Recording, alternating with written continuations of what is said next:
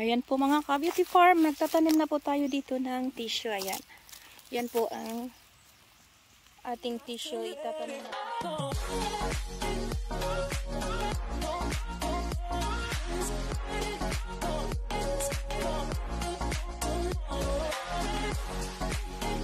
Ka-beauty farm, Chris Supermom. Hello po mga ka-beauty farm. Ayan, nandito po kami sa ilog.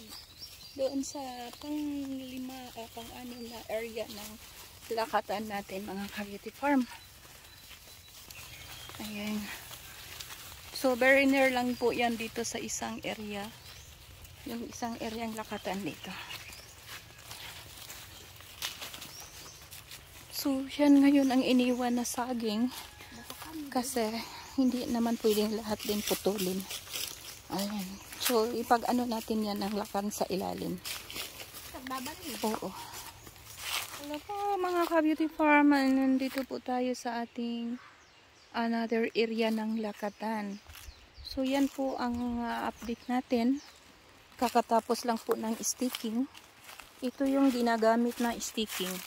So, libre lang po to dito para may sticking po yung ating lakatan. So, nakaabot na yung lakatan dito mga 1,500 or 2,000 ang ating lakatan na tissue. So kailangan talaga itong matanim kaagad kasi yun nga ngayon masyado mainit. So kailangan siyang maitanim at wala namang problema dito mga ka-beauty farm kasi nga malapit sa ilog. So yan po ang ating binhi ng lakatan. Yan. So, yan po ang ating tissue.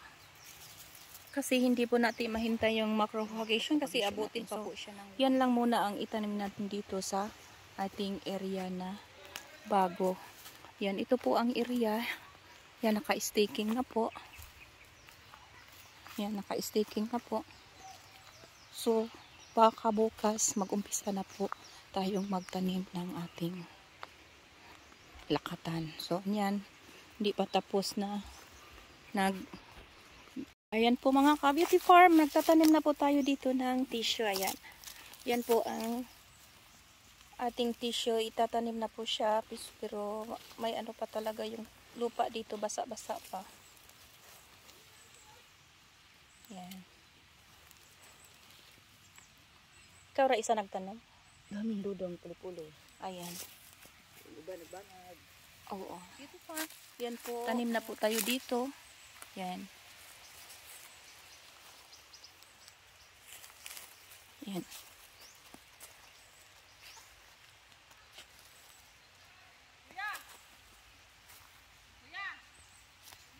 So, ganyan po mga ka-beauty farm.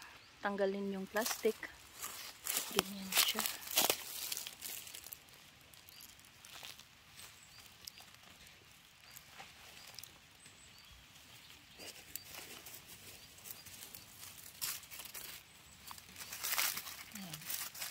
So, kailangan dito ilagay ang plastic para may tanda na tapos na ditong tinanim. Ayan.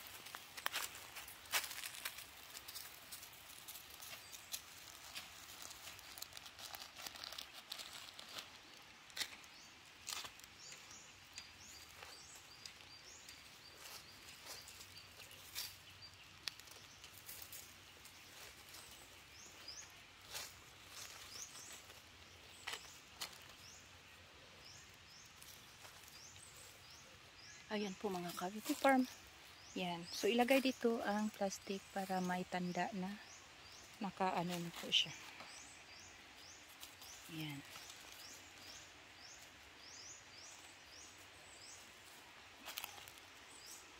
So, kahit medyo mainit is... So, kailangan bubuan na po nito eh.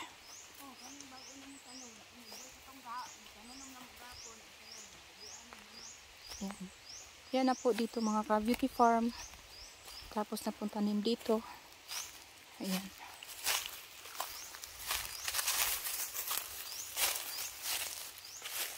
So, malapit na pong matapos lahat sa dulo. Tapos na po hanggang dito. So, ganun dito ang area ng ating pananim. Hanggang doon. Ayan mga ka-beauty farm. So, mga ilang ano na po dito mga ka-beauty farm is makita na po natin yung mga lakatan na nabubuhay. Ayan. So, almost 2,000 kapuno to mga ka-beauty farm. So, sa kalahati dito is tapos na. Yan. Yan. Hanggang doon. Dito. So, kalahati natatapos na.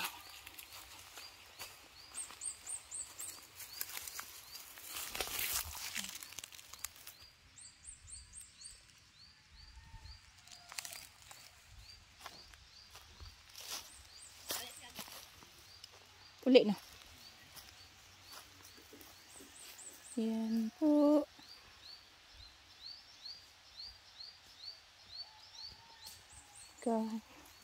Saka yung iba is nagbubutas pa po mga kabita. Yan.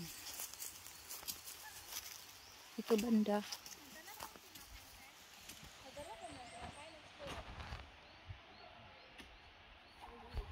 So ganyan dito mga ka-beauty farm is malapit sa tabing ilog. Yan.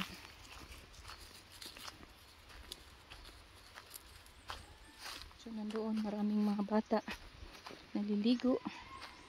Ganito kaganda ang posisyon dito, yung area ng ating Lakatan Farm. So maraming naliligo dito. Kaya maganda ang source ng tubig dito. Yun. Yun.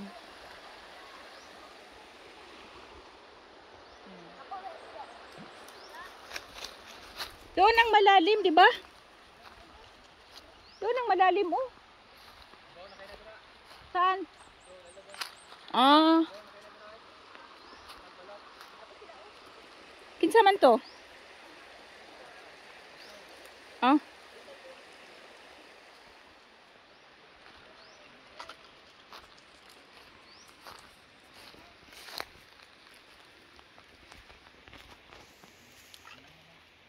Ato obit ko uli bayo.